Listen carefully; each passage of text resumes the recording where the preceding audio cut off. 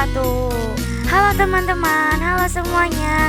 Gimana kabarnya hari ini? Semoga kita semua selalu dalam lindungan Allah Subhanahu wa Ta'ala. Amin ya robbal alamin.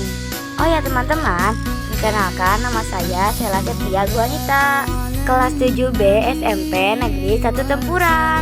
Saya mendapat tugas dari Bu Fadilah, guru mata pelajaran Bahasa Indonesia, yaitu mendeskripsikan suatu objek benda.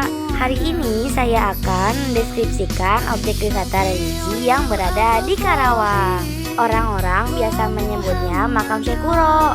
Makam ini bukan sekedar destinasi religius, tetapi juga saksi bisu penyebaran Islam di tanah Sunda. Syekh Kuro memiliki nama Syekh Hasanuddin. Beliau ini termasuk ulama besar asal Campa yang pertama kali membawa ajaran Islam ke Karawang pada abad ke-14. Akhirnya banyak masyarakat yang mulai mengenal agama tersebut hingga penyebarannya semakin meluas. Makanya tak heran kalau makam Syekh Kuro selalu ramai dikunjungi oleh peziarah. Dalam cerita sejarahnya, beliau sempat mendirikan pondok pesantren yang bernama Pondok Kuro. Artinya adalah tempat belajar Al-Quran. Itu terjadi pada tahun 1418 Masehi atau 1340 Saka, yang menjadi pesantren tertua di Jawa Barat dan dikenal karena pengajian Al-Qurannya yang merdu. Syekh Kuro juga merupakan guru dari Subang Larang, ibundanya Walang Sungsang dan Nyi Rara Santang, sehingga menjadi kakek buyut Sunan Gunung Jati. Peranannya dalam dakwah yang penuh keramahan dan pemahaman Al-Quran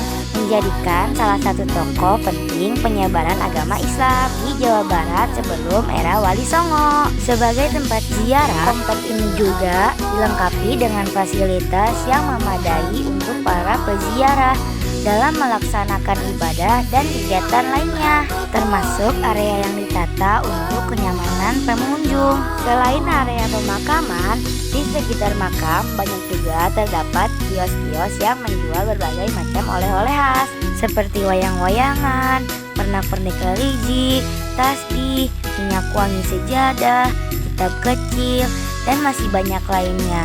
Ada juga makanan ringan khas Karawang untuk buat tangan dan cemilan.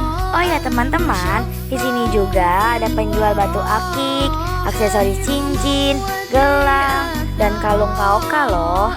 Ada juga pipa rokok atau pipa lengkung untuk menghisap rokok. Kita biasa menyebutnya cangklong.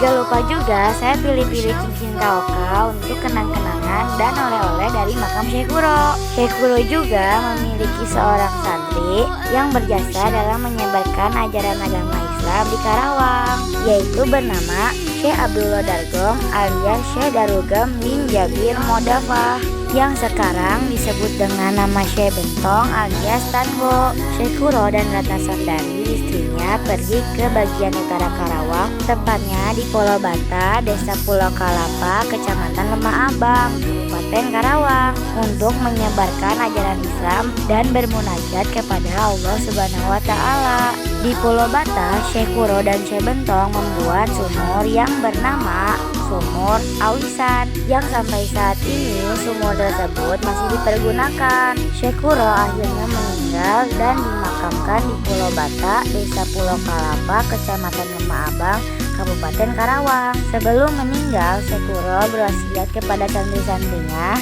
ingsun titip masjid, langgar lan fakir miskin anak yatim duafa. Sepeninggalnya Syekh Kuro, perjuangan penyebaran Islam di Pulau Bata diteruskan oleh Syekh Bentong sampai akhir hayatnya Syekh Bentong. Makam Syekh Kuro Karawang dan makam Syekh Bentong ditemukan oleh Raden Somareja alias Ayah Jiin alias Pangeran Samri dan Syekh Toha pada tahun 1859 Masehi atau pada abad ke-19 pada hari Sabtu akhir bulan Sya'ban. Mungkin karena ditemukannya pada hari Sabtu, maka hingga sekarang pada setiap hari Sabtu banyak orang yang berziarah. Tradisi Sabtuan di makam Syekh Kuro bertujuan untuk menghormati tokoh besar penyebar agama Islam di daerah Karawang, Jawa Barat. Tradisi Sabtuan di Pulau Kalapa dalam perkembangannya cenderung meningkat, baik dari segi pengunjung maupun sarana prasarana di tempat tersebut.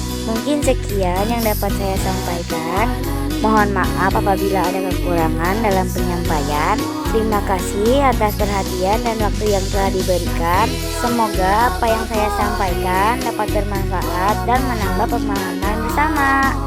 Sampai jumpa di kesempatan berikutnya. Saya tutup dengan pantun ya. Sungguh manis buahku ini, buah dimakan dengan cepat. Berakhir sudah video kali ini. Semoga bisa memberi manfaat. Wallahul muwaffiq ila aqwamit thoriq. Billahi taufiq wal hidayah. Wassalamualaikum warahmatullahi wabarakatuh. Dadah.